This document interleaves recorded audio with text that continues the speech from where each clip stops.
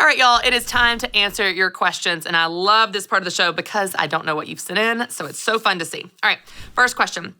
How to remain grounded and spiritually sound with so much sadness around you? I'm curious what's going on behind this question because there's a really big difference between sadness around you and sadness in you. So if you are watching or listening right now and there is sadness around you, I want to give advice to you first, and then I want to speak to the people that might be walking through sadness personally. If there's sadness around you, I would say there is an aspect of this that you can control what you put in your mind. So if you're tuning in to news every morning and news every night, and you are seeing headline after headline of sadness and murders and the doomsday and these terrible things are happening across the world, then that is something you can control. There is a great book by John Eldredge called Get Your Life Back. And he talks about how we are not created to know about all of the world's problems all the time. But because of the internet, because we have a phone in our pocket, we have access to all of this information all the time, and it's overwhelming to our souls. It's overwhelming to our minds. And so I would say that you have not only the right, but the responsibility to protect your mind by what you put in it. And scripture talks about this, whatever is true, whatever is right, whatever is excellent or praiseworthy, think about such things. So whether it's the news that you watch or don't watch, the music you listen to, the shows you tune into, the movies that you go to or rent, this is all an opportunity for you to protect your mind and put good things in your mind. It will change how you feel about yourself and your life and even the world when you protect what goes in your mind. And that would be how you handle so much sadness around you. You protect yourself from it to a degree. But if you have sadness in you, because you are going through something, because your heart is broken, because there is a really sad season, a disappointment, a tragedy, then I would say it's almost the exact opposite in the sense that you have to grieve there, get counseling, find community to walk with you. That is not something you can turn off. That is not something you can tune out and expect it will go away and just try to pull yourself up by your bootstraps, talk yourself out of it, and just be grateful, just be grateful, just be grateful. Those words can be helpful in a normal season, but if you are in a season of tragedy or heartbreak, they can almost seem heartless because your pain is so real. The tragedy and the heartbreak is so real to you of what you're going through.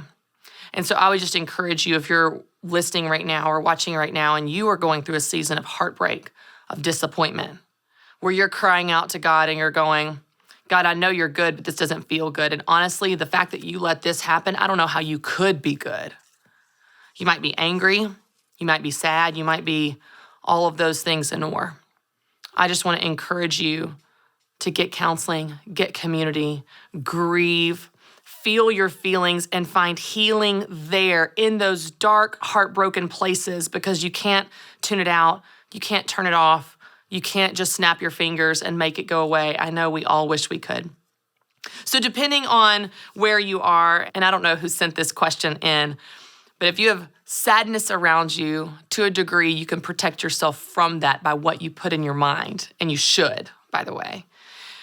But if you have sadness in you, I just want to encourage you to get counseling and community and grieve and find healing there. And I want to remind you that I love how the Bible says, darkness is not even dark to you.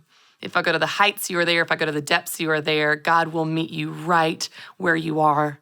No sad thing, no big feeling is too big for him or too sad for him. He can shine light in even the darkest places that you're feeling. Thank you for sending this in, and I hope that encourages you.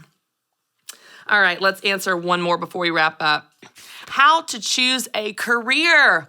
Wow, we were just talking about this. Okay, so this is a little bit more tactical, so I'm feeling spunky and excited about this. It's a couple different things. Number one, you should be able to do the job. You don't have to be awesome at it. You don't have to be super experienced and you've got 15 degrees / permission slips that tell you can, but you should be able to step up to the plate, give it your best shot, and fulfill the job, whatever that job is. You may figure it out on the job, but you should be able to be willing to go for it.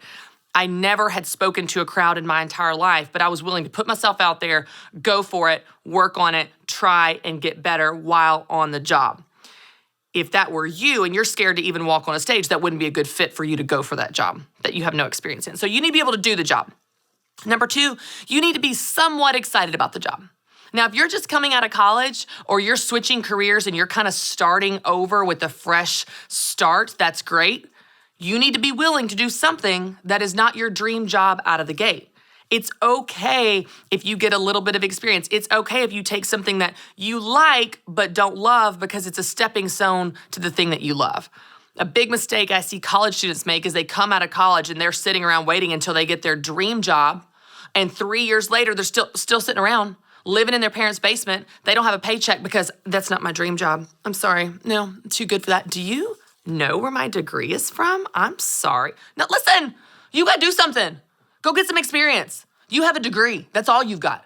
Go get some experience, get your foot in the door, prove yourself, build a reputation with this company, get some actual real life reps and work ethic and character and bring something to the table, and then we can talk about your dream job.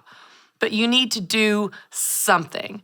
So depending on where you are in your career, I would say do something that you can do. It's a job you have the skills or can step up to the plate and do. You need to be at least a little bit excited about it, and you need to be willing to start somewhere. Do something. Here's what I have found in my life, and it's not a perfect formula, but I know a lot of people that have felt this way. You will learn what you love to do. You will learn what that dream job is by doing something. You'll never choose your perfect career by sitting on the couch watching other people live their lives. I never thought that I would be doing what I'm doing. You know how I figured out what I want to do? By doing a bunch of other stuff. Oh, I love this about this job. Well, what if I did this in this job? Well, let me take these skills to this next step. And as you do stuff, you figure out who you are and what you want to do. So how do you choose a career? Do something, and you'll learn what you should do next.